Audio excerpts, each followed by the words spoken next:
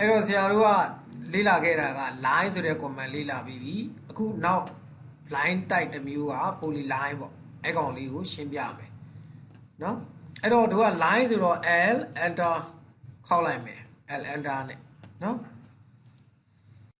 ထုံးစံအတိုင်းပဲသူက specify first point လို့ပြောတယ်ဒီမှာ line ဆွဲလိုက်မယ်ပေါ့နော်ဒီမှာ f8 on ထားလိုက်အောင်မယ်ဒီမှာ line လေးကောက်ပြီး line ဆွဲလိုက်မယ်ဒါ line command နဲ့ဆွဲတာ line command နဲ့ဆွဲတော့ဆရာတို့ဒီကောင်လေးကို select ကြည့်ရင်ဒါတီးသန့် line တစ် line ချင်းစီပေါ့နော်နောက် polyline ဆိုတော့ဗာလဲ pl enter polyline နဲ့လည်းဆွဲကြည့်လိုက်အောင်မယ်အဲ့တော့ဒီနှစ်ခုကိုတစ်ချက်ရှင်းကြည့်လိုက်အခု polyline command နဲ့ဆွဲထားတဲ့ line တွေကို select ကြည့်လိုက်ရိုး line နဲ့ဆွဲထားတဲ့ line တွေကို select ကြည့်လိုက်ကွာခြားချက်ဘာတွေ့လဲဒီ polyline နဲ့ဆွဲထားတဲ့ line တွေကဒါတစ်ဆက်သေးပဲဒါပြောမယ်ဆို line တစ်ကြောင်းလေးပဲသူကဒါကရိုး line ရကြတော့ဒီ line တစ်ခုချင်းစီကိုဆက်ထားတာဟုတ်ပြီနော်ပြန်ပြောပြမယ်နော်ဒီမှာ line enter နဲ့ဆွဲကြည့်လိုက်တယ်ဒါကရိုး line တစ်ကြောင်းချင်းစီကိုဆွဲပြီးတော့ဆက်ထားတာဟုတ်လား polyline ကကြတော့ဆရာတို့ pl enter မှာလုပ်ကြည့်လိုက်ဒါကကြတော့ polyline ဆိုတော့တစ်ကြောင်းနဲ့ပဲတစ်ဆက်သေးပဲအဲ့တော့ဆရာဦးတွေကဒီရိုး line နဲ့ဆွဲထားတဲ့ line တွေကို polyline ဖြစ်အောင်လုပ်လို့ရတယ်အဲ့လိုပဲ polyline နဲ့ဆွဲထားတဲ့ line တွေကိုရိုး line ဖြစ်အောင်လည်းလုပ်လို့ရတယ်ဘာတွေနဲ့လုပ်မလဲဆိုတော့ပထမဆုံးကဒီ join ဆိုတဲ့ command လေးပေါ့ j enter ပေါ့နော်ဒီဟာကဆရာတို့တွေက2010 version နဲ့အထက်မှာမှ Autocad 2010 version နဲ့အထက်မှာမှဒီ join ဆိုတဲ့ command ကိုတန်းသုံးလို့ရတာအရင်တော့2010 version နဲ့အောက်တုန်းက join ဆိုတဲ့ command မရသေးဘူးเนาะဒီ polyline edit လို့ခေါ်တဲ့ p edit ပေါ့ p enter နဲ့လုပ်ရတာအဲ့ဒါပြောပြမယ်အဲ့တော့ဒီအခုလောလောဆယ်ဒီကောင်ကိုတို့က polyline ဖြစ်အောင်လုပ်ချင်တယ်ဆို line တွေကိုဆက်ပေးရတယ်အဲ့ကြတော့ j enter လို့ရိုက်လိုက်ရင်သူက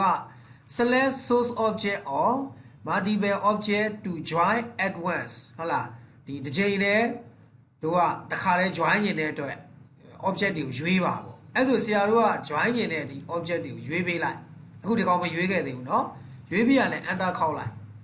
ပြီးရင်ဒီမှာပြန် select ကြည့်လိုက်ဒါလေးတွေကဘာဖြစ်သွားလဲ polyline ဖြစ်ပြီးသွားပြီအဲ့ဆိုဒီ line နဲ့ဒီ polyline နဲ့ဆက်ချင်ရင်လည်းနောက်ထပ် j enter ဒီကောင်နဲ့ဒီကောင်ရွေးပေးလိုက် enter ခောက်ဒါဆိုရင် polyline ဖြစ်သွားပြီရမလားအဲ့တော့ဒီအရင်တော့ကဆရာတို့ခုနပြောခဲ့တဲ့ဘာရှင်းအနှိမ့်နေတုန်းက join enter တန်းသုံးလို့မရဘူးဆိုရင်ခုနပြောတဲ့ဆရာ pe enter ဒါ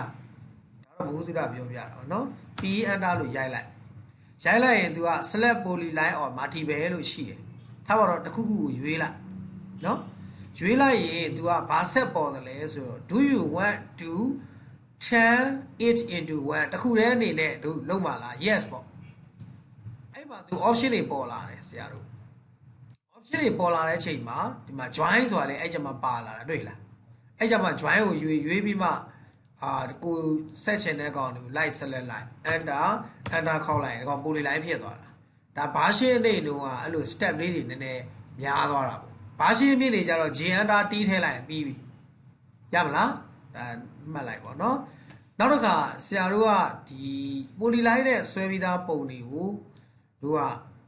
လုံးမဟုတ် 3D object တွေကိုဒီရိုး line တွေအဖြစ်ပေါ့လုပ်ချင်ရင်တို့ကဒီ explode ဆိုတဲ့ command ကိုသုံးလို့ရတယ် explode ဆိုတာကတော့ဖောက်ခွဲပြစ်လိုက်တာပေါ့နော်တစားစီဖြစ်အောင်လုပ်လိုက်တာအဲ့မှာသူ့ရဲ့ shortcut က x enter ပေါ့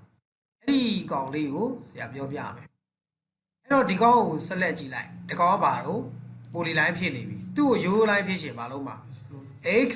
enter select object ဒီကောင်ကိုရွေးပြီး enter ခောက်လိုက်ဘာဖြစ်သွားလဲဒီမှာရိုး line တွေဖြစ်သွားပြီတွေ့ရနော်ထပ်ပြမယ် explode x enter select object ဒီကောင်ကိုရွေးလိုက် enter ခောက်ဒီမှာဘာဖြစ်သွားလဲရိုး line တွေဖြစ်သွားပြီဒါဆိုရင် line polyline ရမယ်နော် okay နောက်ထပ် line type တစ်မျိုးဖြစ်တဲ့ multi line လေးကို section ပြလိုက်မယ် multi line ဆိုတာကတော့တစ် line ထက်ပိုတဲ့ line တွေကို multi line လို့ခေါ်တာပေါ့ multi အများပေါ့နော်အဲ့ဒီ multi line style တွေကလည်းကိုယ်တိုင်ဖန်တီးလို့ရတယ်ထားပါတော့လောလောဆယ်ဒီ multi line ပဲပြောပြလိုက်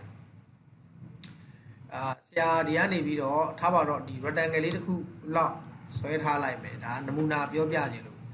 ဆွဲထားလိုက်တယ်ပေါ့နော်ဒီကောင်လေးကို copy ကူးထားလိုက်မယ်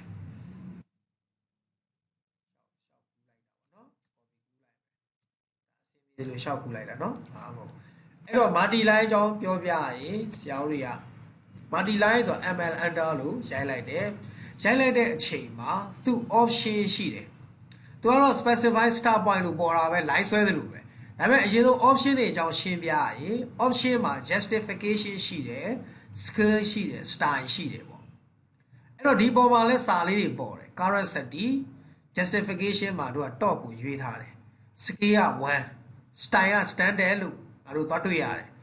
အဲ့တော့ justification ဆိုတာကသူ့ရဲ့ဟိုနေရာသတ်မှတ်ချက်ပေါ့သူ့မှာက top ရှိမယ်ဒီမှာဝင်ကြည့်လိုက်မယ်နော် J enter သို့မဟုတ်တကောင်ရွေးပြီးဝင်ကြည့်လိုက်မယ်အဲ့မှာသူက3မျိုးတွေ့ရတယ် top ရယ်0ရယ် bottom ရယ်ဆို3မျိုးရှိတယ် justification မှာလောလောဆယ်တို့ကဒီမှာ top ကိုရွေးထားတော့ top မှာအမဲပြောင်တွေတွေ့နေရတယ်ဒီသူ့ရဲ့ setting မှာလဲ current setting မှာလဲသူပေါ်ပေးတယ်နော်ထားပါတော့လောလောဆယ်ဆရာ top ကိုယူထားလိုက်မယ်နောက်တစ်ခါတို့က scale ပေါ့ scale ကိုဆရာဝင်ကြည့်လိုက်မယ် S enter ရိုက်လဲရတယ် scale ကလောလောဆယ်ဒီမှာ1အဲ့တော့ scale ကလောလောဆယ်1ဖြစ်နေတယ်ပေါ့အဲဆရာ2လက်မလောက်3လက်မလောက်ထားကြည့်လိုက်မယ်3 enter ရိုက်လိုက်မယ်နော်အဲ့ဒါ scale 3ပြောင်းသွားပြီ style ကလောလောဆယ်သူ့မှာ standard ပဲရှိတာဒီထဲမှာမပါသေးဘူးဒီ style တွေကကိုယ့်ကိုဖန်တီးရမှာလောလောဆယ်ထားလိုက်အဲ့တော့ဆရာ justification မှာခု top ထားတယ် scale က3ပေါ့အဲ့ဆိုရင်ဒီ midpoint လေးမှာ click လိုက်မယ် start point ပြီးရင်ဒီဘက်ကိုလာလိုက်မယ်ဟောတော်တော်လေးသေးနေနော်အဲ့ဆိုရင်3လက်မသေးနေ ML enter justification ဆရာတော့ယူထားလိုက်မယ် scale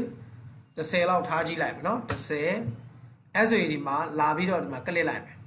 click လိုက်တဲ့အချိန်မှာ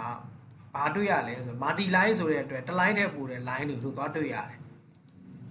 ဟုတ်လားတွေ့နော်ဒီမှာအဲ့တော့ဆရာတို့ကဒီ justification မှာတော့တယ်ဒီမင်းတို့မြင်တာအောင် layer လေးတစ်ခုလောက်ထားလိုက်မယ်အရောင်ကွဲသွားအောင်နော်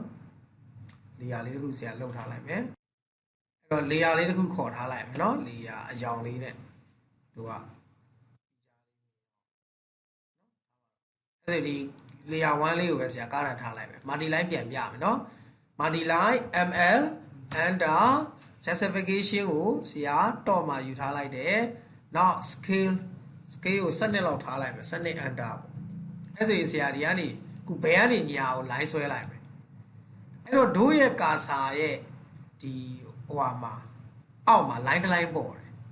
တို့ကလစ်လိုက်တဲ့ line ဒီနေရာ justification က top မှာရောက်နောက်ပေါ်မဲ့ line တစ်ချောင်းကတို့ရဲ့အောက်မှာသွားပေါ်တာတွေ့လားဒါ multi line style မှာဆရာတို့ကဒီ2 line ပဲဆရာတို့ဖန်တီးထားလို့ပေါ့ဘယ်ကနေညာကိုသွားတာ ML enter ဟုတ်ပြီနော်ဒီ scale ကြီးလောက်လိုက်ပါကွာအဲ့မြင်တော့20 enter လောက်ထားလိုက်မယ်အဲ့ဆိုဒီမှာတစ်ချက်ကလစ်မယ်တွေ့လားဆရာတို့ကလစ်လိုက်တဲ့နေရာရဲ့အောက်ဘက်မှာ line တစ် line ပေါ်တယ်ဘာလို့ဆိုတော့ justification မှာတော့ယူထားလို့ငါတို့ကအပေါ်မှာရောက်တာပြောမယ်ဆိုရင်ရမယ်နော်အဲ့တော့ scale 30ဆိုတာဒီ line တစ်ခုကြာအကွာဝေးကိုခေါ်တာနော် DI enter နဲ့တိုင်းကြည့်လိုက်ရတယ်ဒီမှာ DI distance တပေ8လက်မပေါ့ဆရာက20ယူလိုက်တာဆိုတော့တပေ8လက်မနော်ဒါတွေရပြီအဲ့တော့တခါ ML enter ဘာမှမဝင်ဘူးဆိုရင်ခုနကနောက်ဆုံးဝင်ခဲ့တဲ့ option လေးမှာပဲသူရောက်နေမှာဒီမှာ justification က top scale က20 style က standard ပြင်ရင်တော့ဝင်ပြင်ပေါ့ဟုတ်ပြီနော်အဲ့ဆိုရင်ဒီဘယ်ကနေညာအောင်ဆရာသွားလိုက်မယ်ဘယ်ကနေညာသွားရင်ကျတော့ငါတို့ကခုနပြောင်းပြန်ပေါ့ငါတို့ကလစ်ချတဲ့ကောင်ကအောက်မှာရောက်တာငါတို့ကအောက်မှာရောက်သွားပြီเนาะဒါဆိုရင်မှတ်တာတော့အမှန်ကတော့ဘယ်ကနေညာသွားတာပေါ့ညာနေဘယ်သွားရင်သူနဲ့ပြောင်းပြန်လို့သာအဲ့လိုသာမှတ်တာပဲရမလားဒါက multi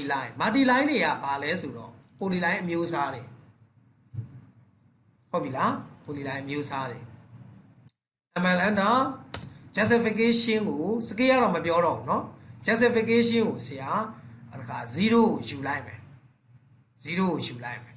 0ကိုယူပြီးဒီမှာ start point တစ်ချက်ကလစ်လိုက်အော်0ဆိုရင်ငါတို့ကလစ်ချတဲ့ကောင်ကအလဲကောင်တဲ့တယ်မှာသူ့ရဲ့အကျယ်ရဲ့ဟိုအကျယ်ကဟိုဘက်ဒီဘက်မှာတစ်ဝက်စီကျယ်သွားမှာရမလားအဲ့ဒါကတို့က justification ကိုဘာယူလိုက်တာတော့0ယူလိုက်တာရမယ်နော်နောက်တစ်ခါ ML enter တို့ justification ကိုဆရာ bottom ကိုယူလိုက်မယ် bottom ဆိုရင်ဆရာတို့ဘယ်ကနေညာသွားလိုက်တယ်ဆိုရင် တို့ကလေးချတဲ့ကောင်ကပါတော့အောက်ဖက်မှာကလေးချဟုတ်ပြီနော်ညာနေပဲသွားရင်တော့ပြောင်းပြန်ပေါ့ဒီရမလားဒါမာတီလိုင်းအဲ့တော့မာတီလိုင်းတွေကပူတီလိုင်းတိုက်အမျိုးအစားဆိုယူလိုင်းဖြစ်ချင်တဲ့ကောင်တွေပါလို့ပါ explode နဲ့ဖောက်ခွဲလိုက်ပေါ့နော်ယူလိုင်းဖြစ်သွားလိုက်မယ်ဒါရမယ်ပြန်ပြီးဒီကောင်ပူတီလိုင်းဖြစ်ချင်တော့ join ပေါ့ရမယ်နော်အဲ့တော့မာတီလိုင်း style ကိုတို့ဖန်တီးတော့မယ်ဆိုရင်ဒီကနေပြီးတော့ ML style ပေါ့နော် ML style ပဲအဲ့ဒီကောင်လေးထည့်ရေးလိုက်ဒါမာတီလိုင်း style ပေါ့ဒါလေးတွေကိုကဖန်တီးလို့ရနိုင်တယ်ပေါ့နော်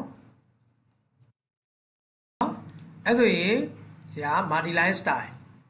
ML ML style ပေါ့ဒီမှာဟုတ် ML style ပေါ့တွေ့လား ML style ကိုဝင်လိုက်မယ်ဝင်လိုက်တဲ့အချိန်မှာဒီမှာသူဒီ multi line style dialog box လေးကြာလာတယ်ကြာလာတဲ့အချိန်မှာသူကဒီ current multi line style က standard လောလောဆယ်မှာလဲ standard တစ်မျိုးပဲရှိတယ်ငါတို့ကအသစ်ဖန်တီးချိန်ဒီမှာ new ကိုနှိပ်ပေးရတယ်အသစ်ခေါ်မှာအဲ့မှာတို့က current new multi line style ဆိုပြီးတော့သူဘာဖြစ်လာတော့နာမည်ပေါ်လာတယ်ပေါ့ပေါ်လာတဲ့အချိန်မှာဆရာတို့ဒီမှာဘာလုပ်ပေးလို့ရလဲဆိုတော့နာမည်ပေးလို့ရတယ်ပေါ့နော် multi multi 1ပေါ့ကိုယ့်ကိုကြိုက်တယ်လို့နာမည်ပေးနော်အဲ့ဒါကိုတင်းလို့ဘာလို့မပေးတာပါလဲနော်ညနေလောက်ကိုနှိပ်ကြည့်အောင် standard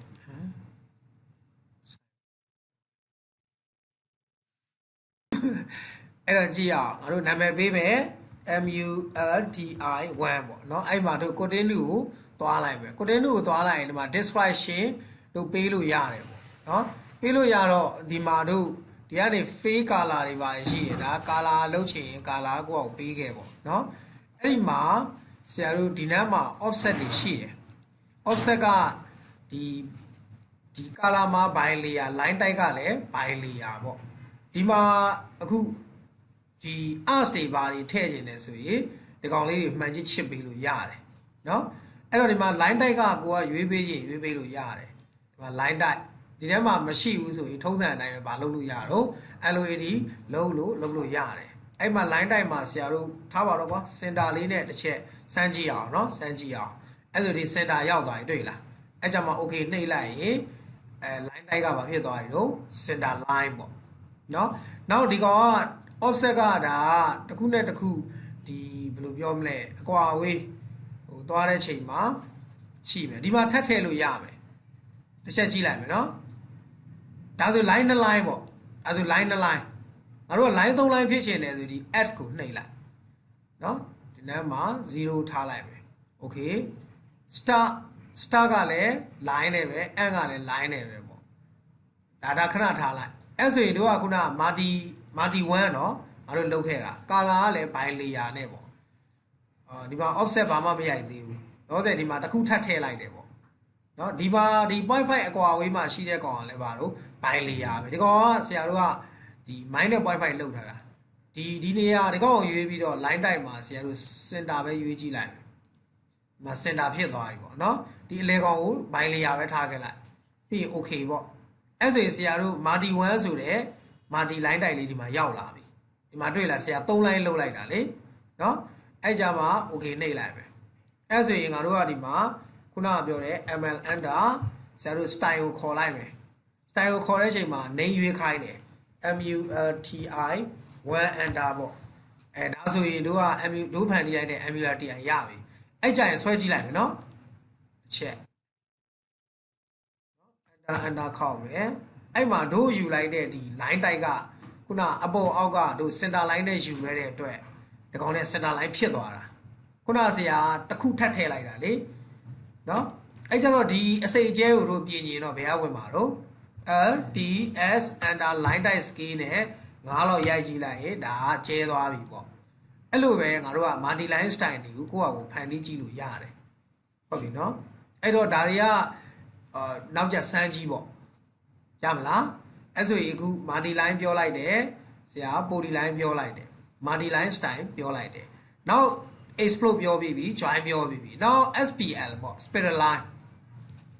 spiral line ကိုသွားကြည့်အောင် SPL enter လို့ဆရာရိုက်လိုက်မယ်ရိုက်လိုက်တဲ့အချိန်မှာသူက specify first point ဆရာဒီ first point ကလစ်လိုက်မယ်လောလောဆယ် F8 ပြန် off ထားလိုက်မယ် SPL ဆိုတော့ဒါမျိုးပေါ့ဒီလို arts တွေ condo သဘောမျိုးတွေဟာမျိုးတွေဆွဲလို့ရတယ်ပေါ့เนาะဒါမျိုးတွေပေါ့ဒါ SPL spiral line okay ဒီမှာ click line enter ခေါက်ရင်ဒီလိုတွေဆွဲလို့ရတယ်ပေါ့ဒါ spiral line ပေါ့ရမလားအဲ့တော့တို့ဟို Photoshop တို့ပါလို့ဒီပုံစံမှန်တဲ့ irregular shape တွေကို like ထပ်ပြီးတော့တို့ကယူလို့ရတာပေါ့ဥမာတို့ဓာတ်ပုံတွေပါဒီထဲမှာထည့်ပြီးတော့လိုက်ပြီးတော့ငါတို့ shape တွေယူလို့ရတယ်ဒါ spiral line ဟုတ်ပြီနော်အဲ့ဆိုရင် line မျိုးစားလေးတွေကတော့အသုံးများတာတွေသိသိထိုက်တာလေးတော့ပြောပြီးသွားပြီ row line ရှိမယ် multi line ဟိုဟာ poly line ရှိမယ် multi line ရှိမယ် SPL ရှိမယ် row line နဲ့ဆွဲထားတာကို poly line ဖြစ်အောင်လုပ်တာရှိတယ် poly line နဲ့ဆွဲထားတာကိုပါတော့ row line ဖြစ်အောင်လုပ်တာရှိတယ်ရပြီနော်အဲ့ဆိုရင်ဒီကောင်တစ်ချက်ဖြတ်လိုက်မယ်